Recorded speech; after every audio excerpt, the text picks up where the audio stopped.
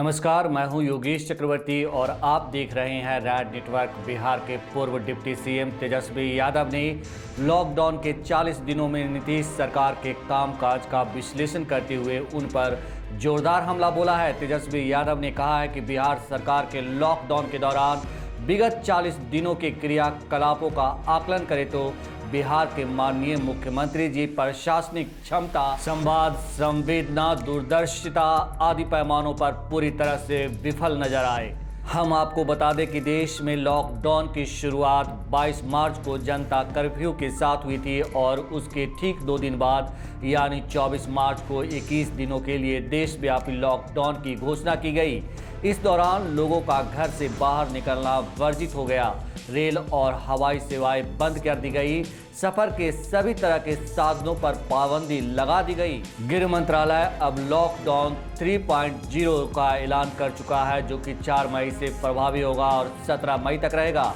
तो हम बात कर रहे थे बिहार में लॉकडाउन में बीते 40 दिनों की, जिनके बारे में चर्चा करते हुए तेजस्वी यादव ने मुख्यमंत्री नीतीश कुमार पर निशाना साधा है। तेजस्वी यादव ने नीतीश कुमार के लिए कहा है कि खुद की मांग, खुद ही खंडन, खुद का आग्रह, खुद ही हाथ खड़े कर देना।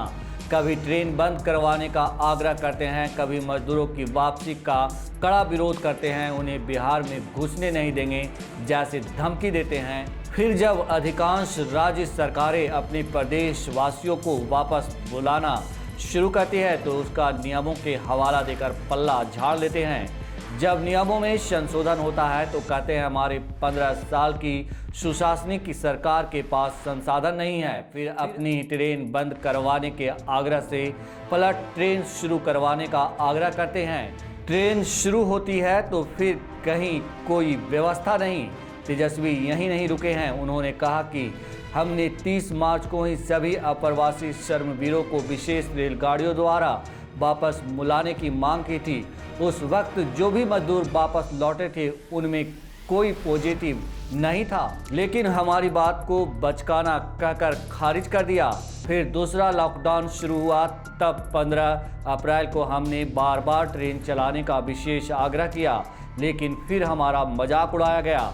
हमने बाद में 2000 बसें देने का भी ऑफर किया। लगातार टेस्टिंग और स्वास्थ्य सुरक्षा और उपचार संबंधित उपकरणों की अनुपलब्धता पर भी हम वास्तविक जानकारी, सलाह और सुझाव देते रहे, लेकिन अहंकारी और अदूरदर्शी सरकार ने नहीं सुना। इनका एक सूत्रीय एजेंडा हमारे सकारात्मक सुझावों के विपरीत जाना रहा। हमने जो महीने पहले कहा वो सरकार को अब करना पड़ रहा है। तेजस्वी के नीतीश सरकार पर ये आरोप बेहद गंभीर हैं। जेडीयू की तरफ से तेजस्वी को जवाब भी दिया गया है। जेडीयू के प्रवक्ता निखिल मंडल ने तेजस्वी पर हमला बोलते हुए कहा है कि पहली बार ट्रेन और विशेष ट्रेन में फ़र्क होता है, पर आपको अंतर नहीं समझ आएगा, ये लाजिम है।